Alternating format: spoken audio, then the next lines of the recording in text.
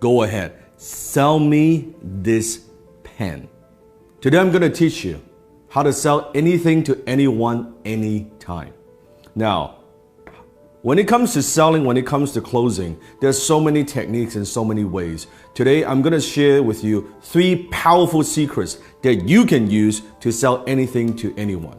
The very first secret is this. How do you turn something that's a commodity? How do you sell a product? How do you sell a service in such a noisy marketplace? Number 1, understand this. People don't buy because of logic. People buy because of emotion, and they justify it with logic. People buy based on emotions, and they justify with logic.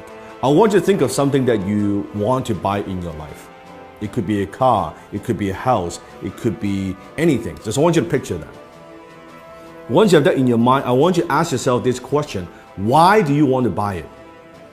Why do you want to buy that particular item? Why do you want to own that item? Why is that? Maybe it's a new suit, it looks good on you. Maybe it's a new dress. Maybe it's a new car. Maybe it's a new house. Maybe it's that vacation. But why do you buy it? I want you to dig a little bit deeper. If you peel through the layers, I think you'll realize you're buying emotions. Maybe you buy the item because of greed. You want to make money or you want to save money. Or maybe it's because of generosity, that by buying this item is going to help other people. Have you noticed sometimes even there are companies out there, if you buy this particular product, they're going to donate a certain amount to charities? Maybe you buy because of generosity. Maybe because of shame, that if I don't buy this, I'll look foolish. If I don't own this, I'll look foolish. Or maybe it's fear, that if I don't buy this, I'm going to be missing out. I don't want to miss out. Maybe it's an escape, that you go on the vacation, your 9-to-5 job is driving you fucking crazy, and you say, oh man, I need some time off. Maybe doing it, buying it because of escape. Whatever those reasons are, those are very often emotional reasons. So you buy because of emotion, and you justify with logic. So think about when you're selling something to somebody. Are you just talking about features and benefits? What this thing would do for you? Or are you pushing those emotional hot buttons?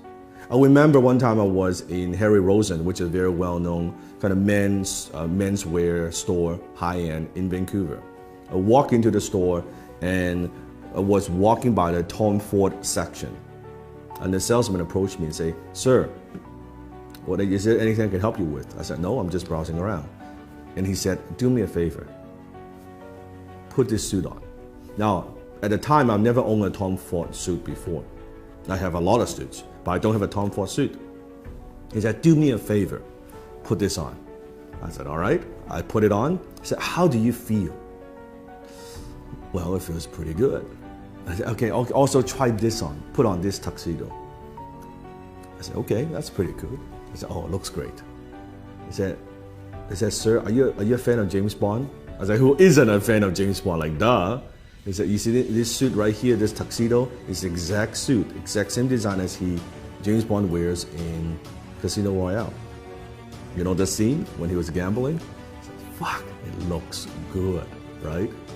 And before you know it, I bought the damn fucking tuxedo, right? And it's a lot of money, costs a lot of money. And if you think about that, what am I buying? I'm buying emotions. What I'm buying is this. I'm buying when I wear this tuxedo, I feel good. As a James Bond fan, I feel like James Bond. Even logically, I know this, of course, is not James Bond. I'm not James Bond. But emotionally, it takes me there.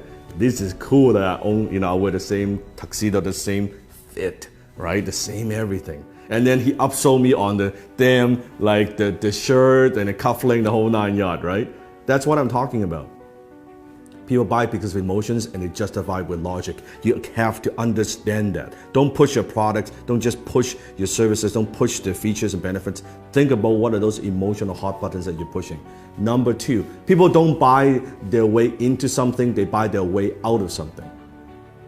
It means people very often, they're buying something because they have a problem they want solved. They want to buy their way out of that problem.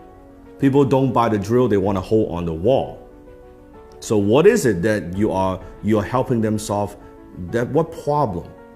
What is it? What is that thing? You have to understand. So I always say the amount of money that you make is in direct proportion to how deep you understand your marketplace's pain.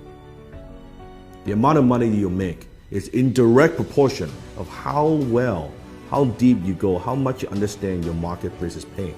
So you have to understand what it is, what are the pains that people have, and how can you help them relieve some of that pain.